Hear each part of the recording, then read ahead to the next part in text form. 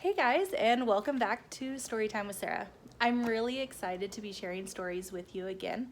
I've made some great changes around here, so make sure that you like or subscribe to the videos so that you are up to date on all of the changes and some pretty exciting announcements that are coming your way.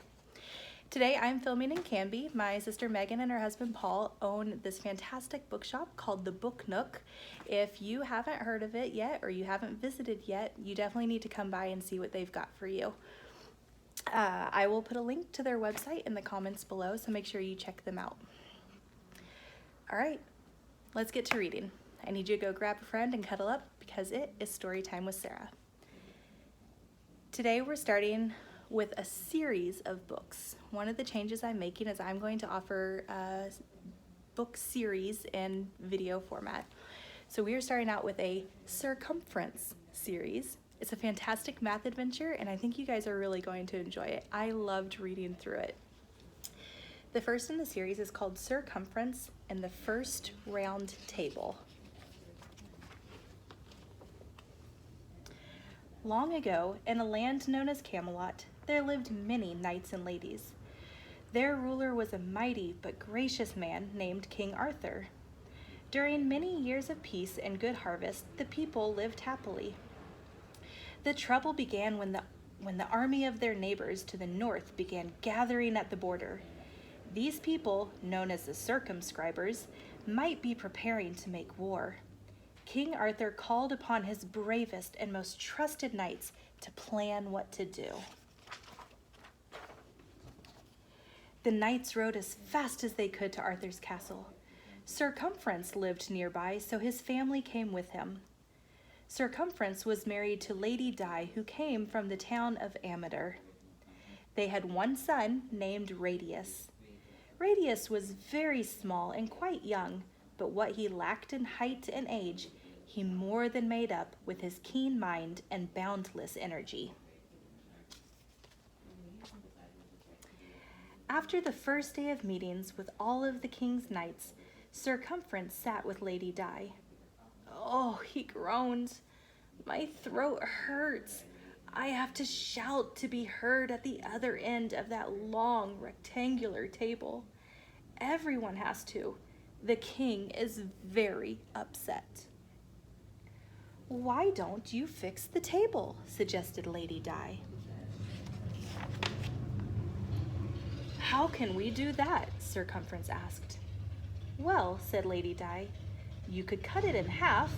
Look, here is a drawing of the table. It has 2 long sides and 2 short sides. If you cut it in half and put the 2 halves side by side, you will have a table with 4 equal sides." "Lady Di, what a good idea!" Sir Cumference called for the carpenter, Geo of Metri. Geo began working immediately. The next day, the new table was ready. Everyone commented on the wonderful square shape.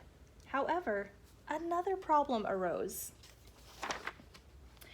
At each corner of the table, the knights whispered to each other while someone else was talking.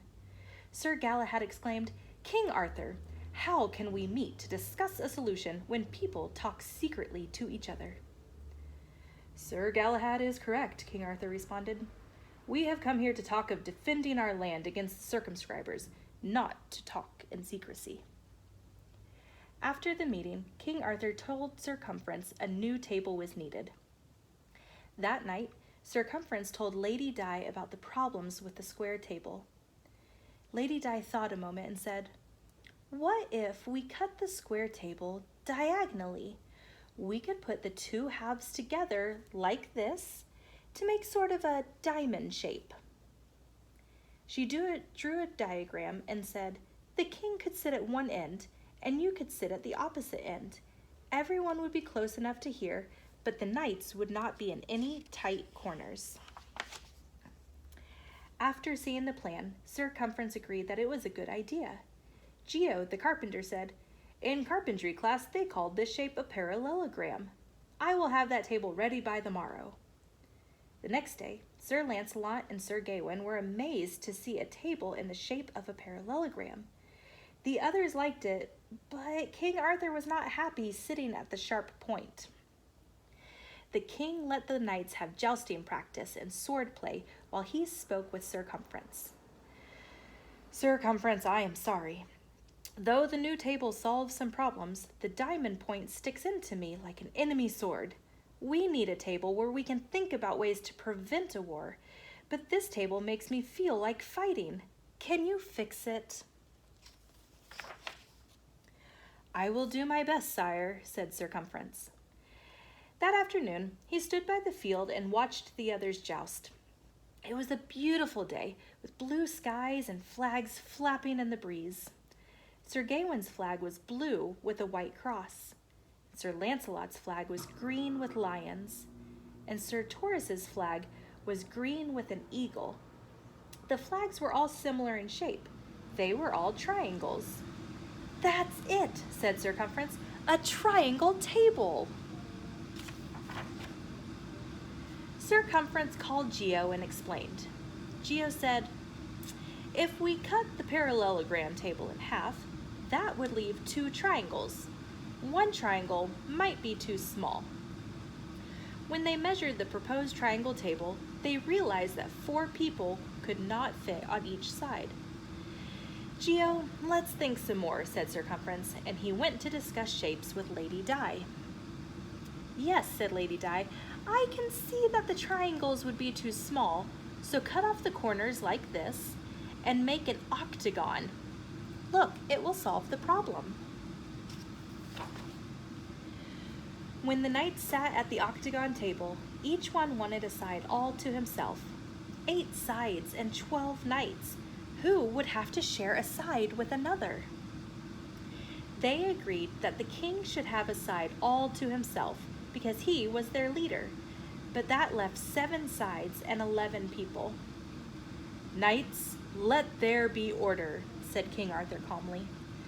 We need to remember that we are here for the defense of our land. How can we talk at this table with its problems of corners and sides?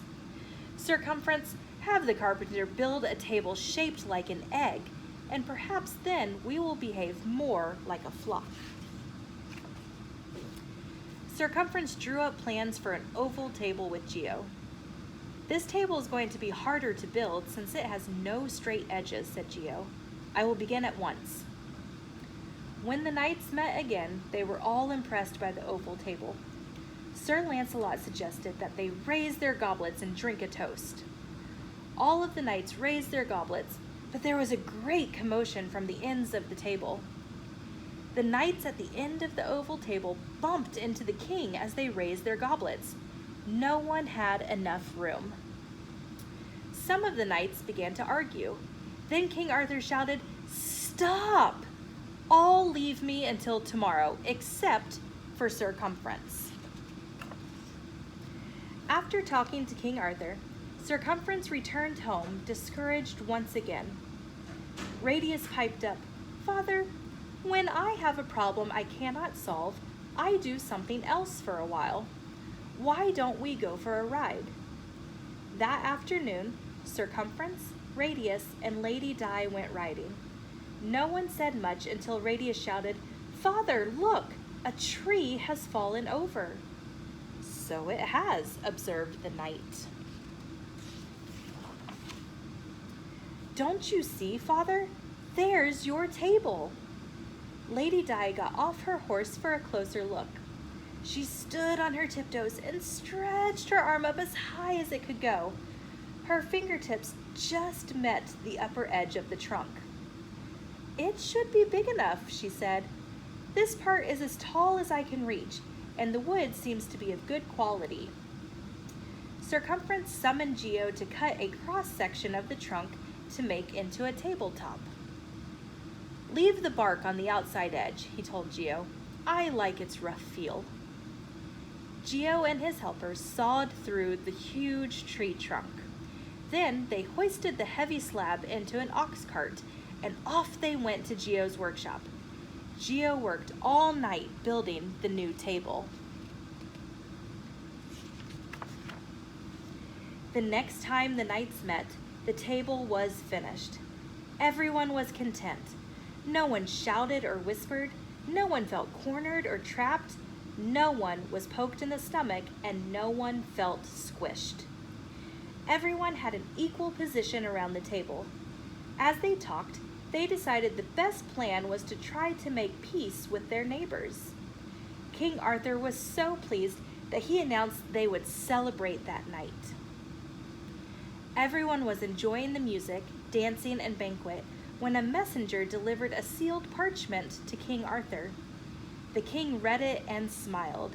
"Ladies, knights, and guests, I have excellent news. The circumscribers are not planning an attack. They want only to measure the area of their kingdom.